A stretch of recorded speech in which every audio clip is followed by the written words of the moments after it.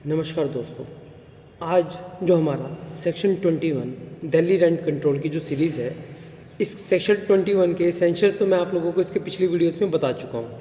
जो इसके ऊपर केस रहने वाले हैं उसमें जो पहला केस है उसका टाइटल है Shrimati Dhawan versus Messrs show brothers. तो इसमें जो एपेलेंट था एक ये लैंडलेडी थी और जो रेस्पोंडेंट था वो एक टेनेंट था। तो एपेलेंट के द्वारा अपनी प्रॉपर्टी 3 साल के लिए लिमिटेड पीरियड के लिए रेस्पोंडेंट को किराए पे दी गई थी। 3 साल पूरे होने से पहले रेस्पोंडेंट ने लैंडलेडी से रिक्वेस्ट करी कि आप इस प्रॉपर्टी की जो लीज डीड 3 साल की है उसको रिन्यू कर दीजिए, मगर इन्होंने मना कर दिया कि नहीं, मुझे रिक्वायरमेंट है तो आप प्लीज़ 3 साल बाद खाली कर दीजिएगा। तो इसको लेके ये लैंडलेडी सेक्शन 21 में रेंट कंट्रोल के पास गई और बोला कि जनाब 3 साल पूरे हो चुके हैं, अब आप मेरी प्रॉपर्टी खाली करा दीजिए। तो जब रेंट कंट्रोलर के द्वारा टेनेंट को नोटिस देके बुलाया गया तो टेनेंट ने ऑब्जेक्शंस रेज करी। तो ऑब्जेक्शन में उन्होंने बोला कि लैंडलेडी ने सेक्शन 21 में आपसे जो परमिशन ली गई थी ना, फॉल्स और फ्रॉड बेसिस पे ली गई थी। इन्होंने ये बताया था आपको परमिशन लेते हुए कि इन्हें अपने रिक्वायरमेंट के लिए चाहिए कि 3 साल बाद के लिए प्रॉपर्टी, मगर इनके पास तो और भी प्रॉपर्टी है रहने के लिए, जो कि बात करता है सेक्शन 14 में कि अगर आपको बोनाफाइड रिक्वायरमेंट है तभी आप खाली करा सकते हो, अगर आपके पास और भी प्रॉपर्टीज़ है तब आप एक टेनेंट से खाली नहीं करा सकते। ये कुछ कंटेंशंस थी किराएदार की, रेस्पोंडेंट की इस वाले केस में, जिसको रेंट कंट्रोलर ने वेरीफाई करते हुए एक्सेप्ट किया। प्लस में जो लैंडलेडी के द्वारा पिटीशन डाली गई थी सेक्शन 21 में उसको डिसमिस कर दिया गया। इसको चैलेंज करते हुए लैंडलेडी अपीलेट अथॉरिटी के पास गई, उन्होंने भी इनकी बात को नहीं माना। अब ये सुप्रीम कोर्ट के पास आई है।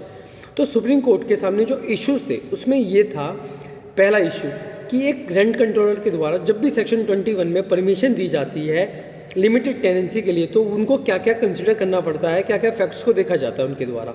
दूसरा, अगर टेनेंट को पता चलता है कि फॉल्स और फ्रॉड बेसिस के ऊपर लैंडलॉर्ड ने परमिशन ली है सेक्शन 21 में रेंट कंट्रोलर से, तो उसको उसकी ड्यूटी कब बनती है उसको कोर्ट को बताने की, और उसके ऊपर क्या लिमिटेशन पीरियड कुछ लगता है या नहीं है। सुप्रीम कोर्ट के सामने कुछ इश्यूज थे।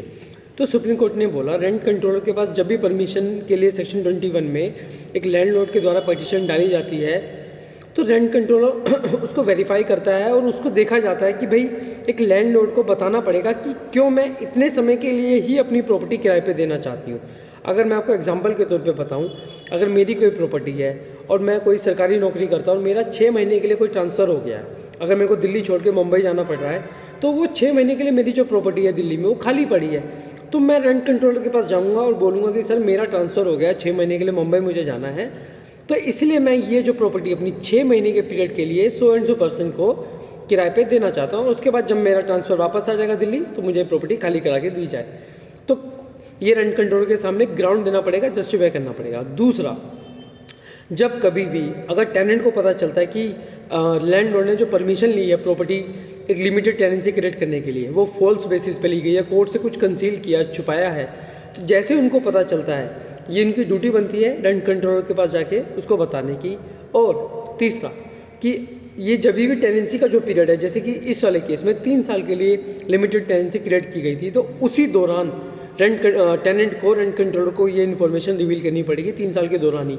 बहुत कम एक्सेप्शनल केसेस में ये 3 साल के बाद अगर टेनेंट जाके रेंट कंट्रोलर को बताता है कि भाई ऐसे ऐसे इन्होंने तो आपसे फॉल्स बेसिस के ऊपर सेक्शन 21 में पिटीशन अलाउ कराई थी, तब कोर्ट की डिस्क्रिप्शन पे डिपेंड करता है और टेनेंट को पूरा जस्टिफाई करना पड़ेगा क्यों उन्हें ये जस्ट अभी पता चला है या क्यों वो टाइम से आके रेंट कंट्रोलर को नहीं बता पाए। इस केस में इतना ही था। और जो लैंडलेडी के द्वारा अपील डाली गई थी अपनी सेक्शन 21 में, उनकी अपील को अलाउ कर दिया गया। और सुप्रीम कोर्ट ने ये भी बोला सेक्शन 21 एक स्पेशल सेक्शन है जो कि बाकायदा प्रोवाइजो में भी लिखा हुआ है, बेर एक्ट में भी लिखा हुआ है, जो सेक्शन 14 को ओवर रूल करता है। और 21 में रेंट कंट्रोलर के पास पावर दी गई है जो एग्जीक्यूशन की डिक्री होती है उसको एग्जीक्यूट कराने की, ये सुप्रीम कोर्ट ने इस केस में माना। तो इस केस में फाइनली कंक्लूड ये होता है कि जो अपेलेंट लैंडलेडी है इसकी अपील को अलाउ कर दिया गया। धन्यवाद।